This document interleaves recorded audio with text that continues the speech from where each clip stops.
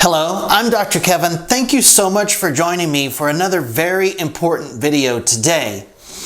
And on today's video, I wanted to discuss the number one reason that patients visit the doctor in America today.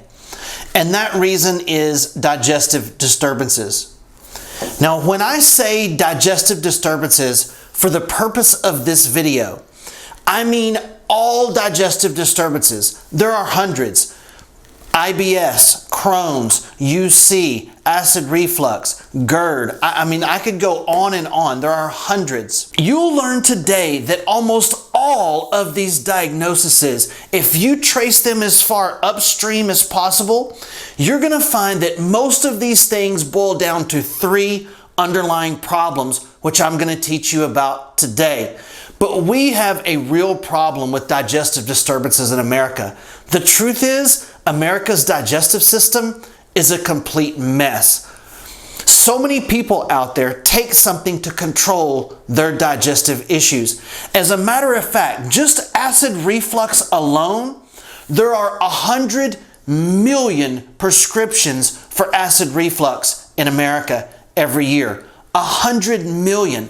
Prilosec alone is 70 million of those. That doesn't even include the non-prescriptions, the people that are carrying Tums or Mylanta or Pepto-Bismol around just so that they can feel normal in their digestive system. I'm going to go through the underlying causes of almost all of these digestive disturbances today, but one thing I can promise you, you don't have a shortage of Prilosec in your body, so you have to add it to have a normal digestive system.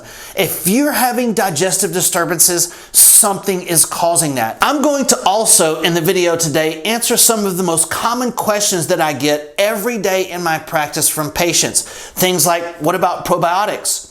Should I take them or should I not? What about the cost of them? Should I buy the expensive ones? What about fasting? What should I do? What about cutting out certain foods? What about food intolerances? I get all of these questions almost every single week in my practice by patients that are suffering and desperately looking for an answer.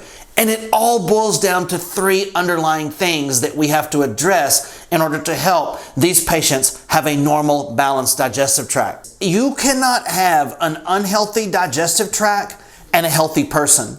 Those two cannot exist in the same body. If someone has an unhealthy digestive tract, if they have gut dysbiosis, if their digestive tract and that system is out of balance, it will affect their health somewhere. Maybe it's heart, maybe it's the immune system, maybe it's brain health, but your gut is tremendously involved in so many other systems. I could go study after study about this, but the truth is, a healthy gut is required for you to have a long, healthy life. You know, Hippocrates said all disease begins in the gut. It turns out he may not have been too far from 100% right on that. So let's get into it. The first one on the list is unmanaged stress. And this doesn't have to be like stress like you're ready to jump out of a window stress. This can be something as simple as just a busy go, go, go lifestyle.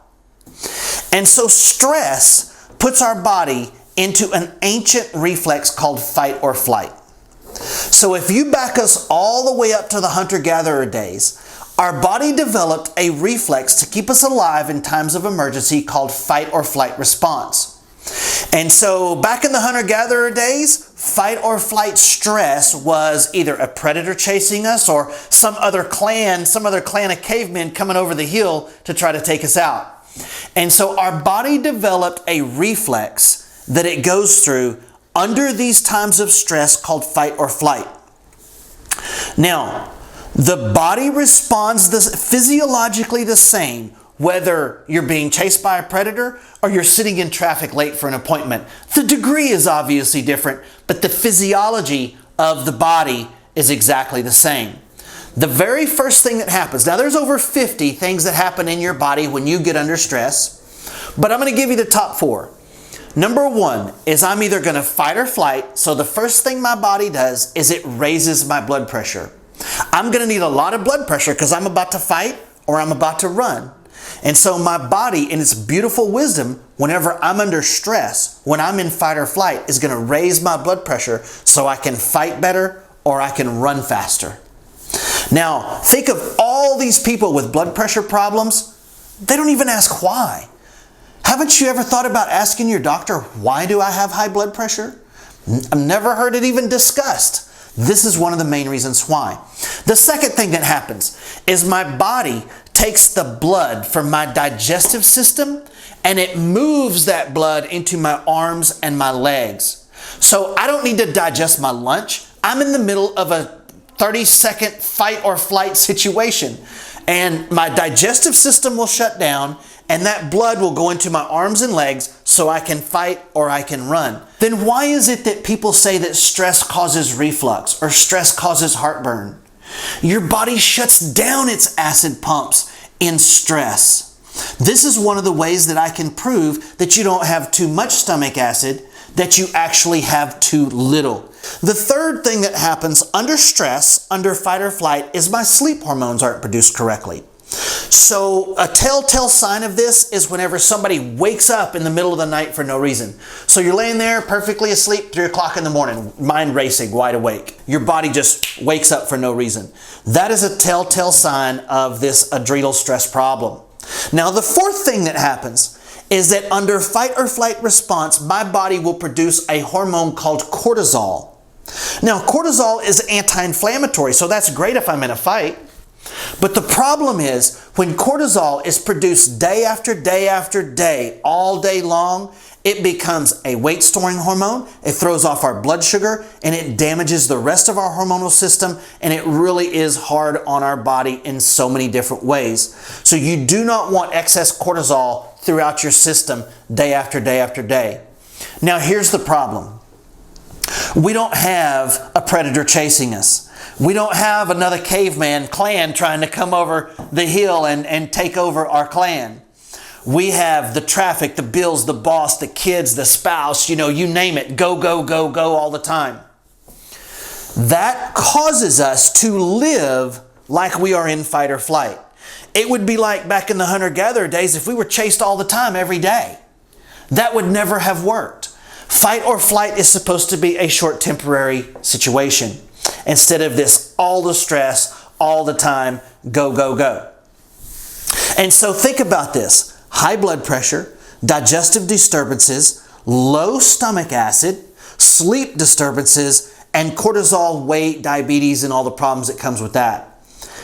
This is 80% of the doctor's visits in America today are from this problem. So if we stopped right here, we could actually eliminate 80% of these health problems by just doing this one thing. But many patients have digestive problems because their stress has shut down their acid pumps and they have low stomach acid. And the reason they have heartburn or reflux is because their food is undigested and it's fermented and it's off-gassing its own acid into their esophagus. So proton pump inhibiting drugs like Prilosec, 70 million prescriptions of those are for people with too much stomach acid, and actually the vast majority of those may very well have low stomach acid. The second thing that I wanted to talk to you about today causing all of these digestive disturbances is a condition called leaky gut syndrome. Now, some of you may have heard of this and some of you may not. But almost 100% of Americans now have some degree of leaky gut syndrome for several reasons. Number one is the herbicide glyphosate has now been proven to destroy our digestive lining. And if you've eaten in the last week, probably 100% of what you have eaten has traces of Roundup or glyphosate on it. Also, several medications, especially the NSAID drugs like Advil and Tylenol, have a tendency to destroy our digestive tract, several reasons. But almost 100% of Americans have leaky gut syndrome. So let me draw a quick diagram so that you can fully understand the concept of how leaky gut syndrome works. Now, in your digestive tract, you have your digestive system, or your colon, and right next to that is your bloodstream. Now, the way that this is supposed to work, whenever you take a bite of food, let's say you take a bite of chicken, that chicken is supposed to stay in your digestive tract until it can be fully broken down and absorbed into its smallest components, which if you're talking about chicken, which is protein, protein turns into amino acids. And then those are supposed to get through this barrier and into your bloodstream to be turned into energy. This is normal. Now, if you have what's called leaky gut syndrome, what that means is the barrier between your digestive tract and your bloodstream has started to leak. It has holes that are too large. So this piece of chicken, instead of being fully digested, is able to get into your bloodstream early. Your body was not designed to have pieces of chicken floating around your bloodstream.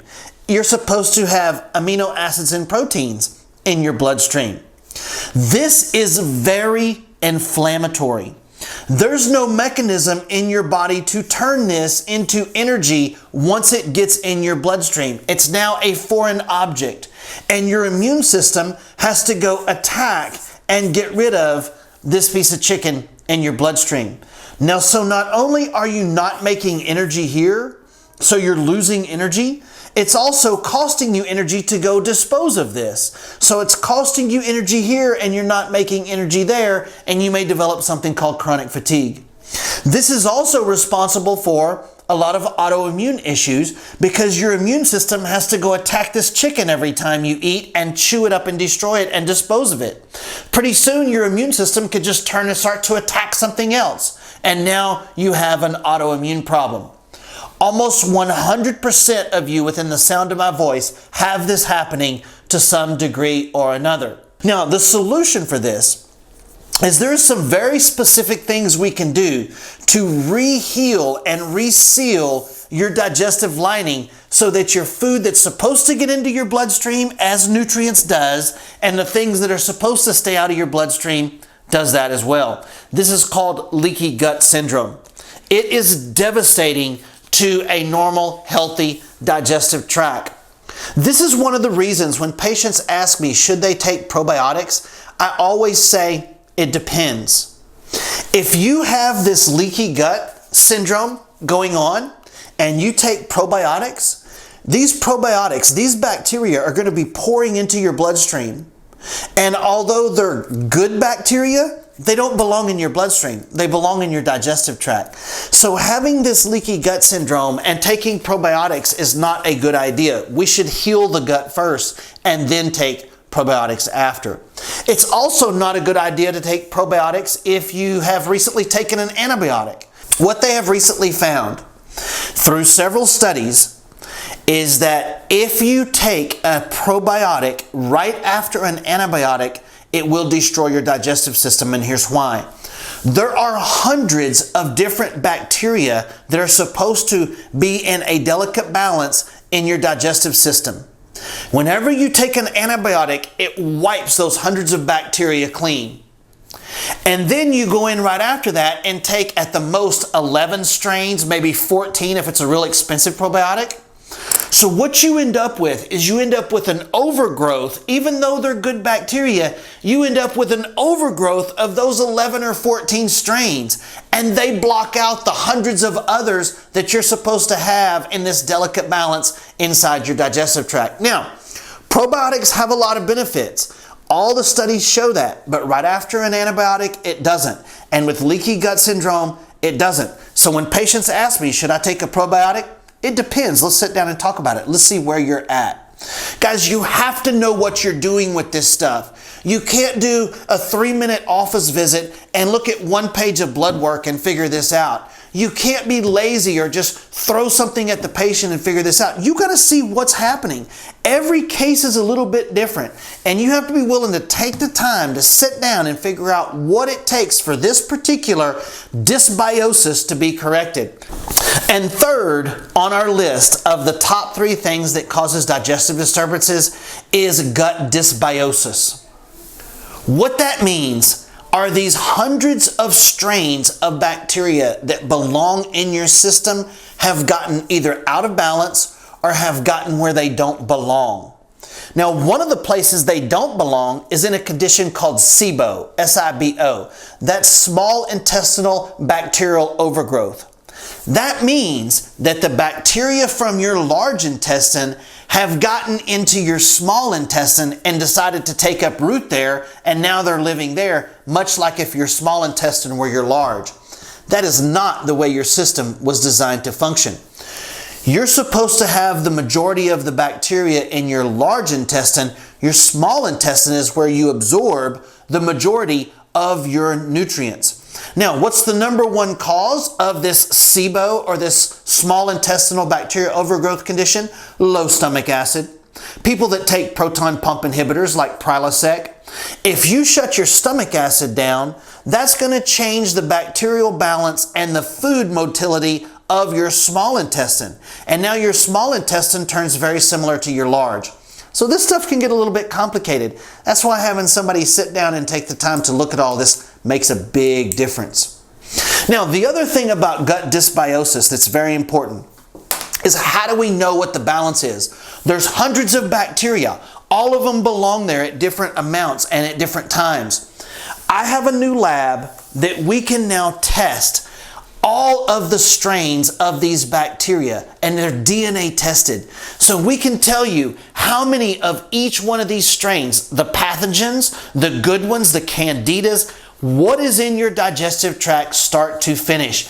And we get this really amazing readout that can show us exactly what each strain of bacteria is and whether it's supposed to be there or not. Knowing this, we can then target the bad ones for destruction, and we can make sure that we implant the good ones, and we can restore balance to your digestive system once and for all. Now, let's just recap everything that we have done here. We've balanced the adrenal systems of your body, which is your stress glands. That's going to allow you to have lower blood pressure and digestive system and sleep better and have less cortisol, which lowers your weight and gives you ability to even lose weight. And then we changed the leaky gut, which can irritate your immune system and cause autoimmune problems, which can allow inflammation to set into your body, and it can cause fatigue because you're not making that energy molecule, because your food is not as nutrients in your blood, but it's as a foreign object. And then the third thing that we talked about is balancing your gut bacteria using DNA testing like never before, so that I can tell you without a doubt which one of the balances of each one of these bacteria are, instead of saying, well, let's just throw some probiotics at it and hope it helps it. That's not a good idea for the reasons that I stated above. Thank you so much for joining me. I hope that this rather long video has been able to teach you that you do not have to live with digestive disturbances. There's a very good chance that we can sit down one-on-one and create a plan to very methodically restore your digestive tract back to a healthier level step by step. Thank you for joining me.